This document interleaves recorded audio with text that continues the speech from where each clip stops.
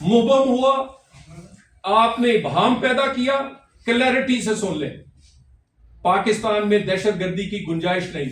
हर दहशतगर्द को वही अंजाम होगा पाकिस्तान में, वो किसी मजहब, किसी फिरके, किसी मुल्क से ताल्लुक रखता हो, जो किसी सफाक आदमी के साथ होना चाहिए। किसी हमदर्द को वही ट्रीट किया जाएगा जो दहशतगर्दों के साथ ट्रीट किया जाता है। हमारे लोगों के सरों के फुटबॉल बने, हमारी सैकड़ों हजारों शहादतें हों, और आप अपना बयानिया बनाकर सियासी फायदा लेने की कोशिश करें। अगर आप में पाकिस्तानियत इतनी नहीं है, अफगानिस्तान से इतनी मोहब्बत है, तो तशरीफ ले जाएं, नहीं तो हम छोड़ आते हैं आपको। कोई छोटी ताकत हो या बड़ी, कोई जहाजों से हमलावर हो या खुदकश बम्बारों से, उसका वही इलाज और वही ट्रीटमेंट किया जाएगा जो हमने मई की जंग में किया है, और इसमें भी आपको होता हुआ नजर आएगा। पाकिस्तान के अंदर और पाकिस्तानियों के खून से खेलने की किसी को इजाजत नहीं देंगे, ना बयानिए के साथ, ना हथियारों के साथ।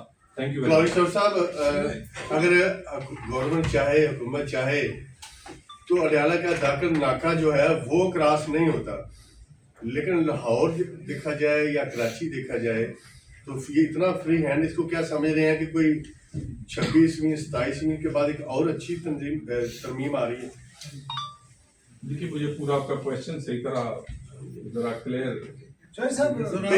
एक तरफ तो वो नाका नहीं क्रॉस कर सकते वज़ीर आला केपी जो है, और दूसरी तरफ देखा जाए तो लाहौर की गलियों में भी गुजारिश है। देखिए, सियासी एक्टिविटी की उन्हें इजाजत है, वो 100 बार करें, लेकिन वो जलसे जुलूस करने के लिए एक तरीकाकार है। वहाँ जो अडयाला के बाहर भी धरना होता है, वो धरना भी अगर वो किसी असूल ज़ाब्ते से दें, उससे कोई वहाँ आम आदमी की ज़िंदगी मुतासर ना हो, वहाँ हज़ारों कैदी हैं, उनकी जान को ख़तरा ना हो, तो हमें उसकी भी कोई मसला नहीं। हमें किसी किस्म की पॉलिटिकल एक्टिविटी से ना कोई इख्तलाफ है, और ना हम चाहते हैं कि उसे रोका जाए, लेकिन सिर्फ उसके कानून और आइन के दायरा कार में रखा जाए। आपने कहा कि किसी को दहशतगर्दी की इजाजत नहीं दी जाएगी। 2001 में पहली बार नेक मोहम्मद मंजर-ए-आम पर आया था और दहशतगर्दी शुरू हुई थी वजीरिस्तान से। उस वक्त से हम सुन रहे हैं कि किसी को दहशतगर्दी की इजाजत नहीं दी जाएगी। 2026 आ गया तो ये कब तक इजाजत नहीं दी जाएगी? एक तो वो साल मेंशन करें कि हम इंतजार करें उसका। दूसरी बात ये कि आपने कहा कि हम उनको अफगानिस्तान के उस पार धकेलेंगे, लेकिन पुख्तूनों का मैंडेट उनके पास है 92 सीट, आज भी उनके पास है 115 सीटों पर इलेक्शन हुआ था, वो जीत गए हैं। तो ये फैसला यहाँ से कैसे होगा कि आप मैंडेट रखने वाली जमात को उस तरफ धकेलेंगे? तीसरी बात ये कि फेडरल गवर्नमेंट की क्या कंट्रीब्यूशन है? क्या प्राइम मिनिस्टर और वफाकी वज़रा ने दौरा किया? क्या वो पेशावर बैठ गए हैं कि ये सूबा दहशतगर्दी की लपेट में है?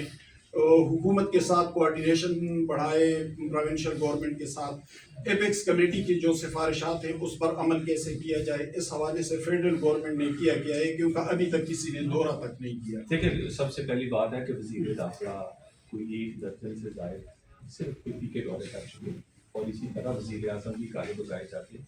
हर महीने 2 दफ़ा इंटीरियर मिनिस्ट्री ने सीटी, जिसे काउंटर टेररिज्म ड्राइव हम कहते हैं, उसकी मीटिंग्स होती हैं, जिसे इंटीरियर मिनिस्टर खुद हेड करते हैं, और उसके बाद तकरीबन हर महीने नहीं तो हर दूसरे महीने वज़ीर आज़म काउंटर टेररिज्म की इस मीटिंग को खुद चेयर करते हैं, जिसमें चारों सूबों से तमाम आला अफसरान को और वज़ीर आला उनको दावत दी जाती है, और तमाम सिक्योरिटी फोर्सेस के हेड उधर मौजूद होते हैं। उसी मीटिंग्स में मैं आपके लिए अर्ज कर दूं कि ये वज़ीर आला तशरीफ नहीं लाते। उसी मीटिंग्स में ये इनकी जो जिम्मेदारी का एहसास देखें। उसके बाद जो सिटी ड्राइव है, मैं किसी दिन इंशाल्लाह हम आप तमाम वो लोग जो टेररिज्म पे लिखते हैं, जो इस पे बड़ा गौर करते हैं, हम ब्रीफिंग दे रहे हैं, जिसमें काउंटर टेररिज्म के 2 दर्जन नुकात होंगे, और हम आपको चारों सूबों के जो उसमें کنٹریبیوٹ کرنا تھا، اس کی کس پوائنٹ پہ کتنی کنٹریبیوشن ہے وہ بتاؤں. جس کا میں نے ایک آپ کو بتایا، ایک پوائنٹ ہے سیف سٹیز. پنجاب کا کوئی ضلع ایسا نہیں جس میں سیف سٹی آپریٹر نہیں، اس کی تحصیلوں تک چلے گئے. فورینزک لیب کب سے کہا جا رہا ہے، آج کے دن تک اس کی اینٹ نہیں رکھے گی. سی ٹی ڈی جو کہ کاؤنٹر ٹیررزم کی بہتر فورس بنانی ہوتی ہے، آج بھی آدھی سے زیادہ ڈسٹرکٹس کے پی میں اس کی نہیں ہے. اس کے علاوہ میں آپ کو وہاں 2 درجن جو دوسرے نکات ہیں اس میں ہم آپ کو بریف کریں گے. اور میں نیم اور شیم نہیں کرنا چاہتا، یہ نہ سمجھا جائے کہ وہ ہمارے سیاسی مخالف ہیں. بھئی میں تو وہ بات کرتا ہوں as a state minister interior کہ جو میری ذمہ داری ہے. سو اس میں وہ سب سے پیچھے اگر کوئی صوبہ ہے تو وہ کے پی ہے، کاؤنٹر ٹیررزم ڈرائیو میں، جس کے 2 درجن نکات ہیں جسے وزیر اعظم خود ہیڈ کرتے ہیں. باقی آپ کہتے ہیں ان کے پاس مینڈیٹ ہے، ان کے پاس مینڈیٹ فارن افیئرس کا نہیں ہے، ڈیفنس کا نہیں ہے، انٹرنل سیکورٹی کا نہیں ہے، بارڈر مینجمنٹ کا نہیں ہے. ان کے پاس مینڈیٹ ہے صحت کا، تعلیم کا، امن و امان کا. انہیں وہ تمام کچھ ہمارے آئین میں دیا گیا ہے. وہ یہ فیصلہ نہیں کر سکتے کہ کس ملک سے کب بات کرنی ہے اور کب نہیں کرنی.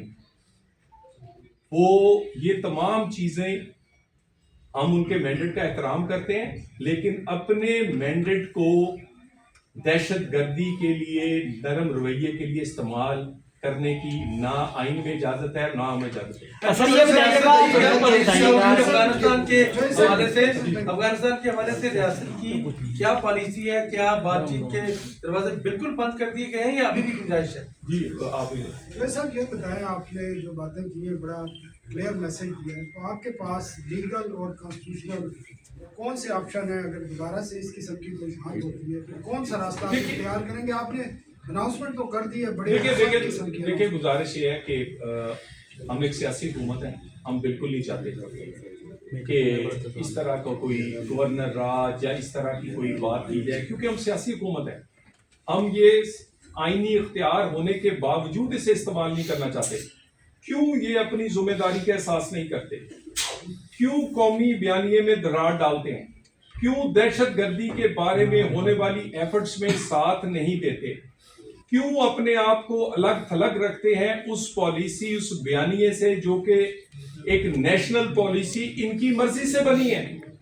جو آخری نیشنل ایکشن پلان ہے وہ ان کے لیڈر بانی پی ٹی آئی کی وزارت عظمیٰ کے ہوتے ہوئے تشکیل دیا گیا تھا. میں اس کی بات کر رہا ہوں.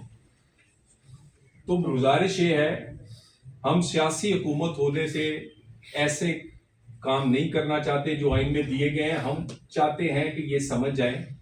اور یہ تو ویسے ہی انڈر 19 بچہ ہے، اس کو یہی نہیں پتا چلتا کہ کہاں کیا بات کرنی ہے، پھر اس کو بعد میں معافیاں مانگنی پڑتی ہے. تو میں مزید ڈیٹیل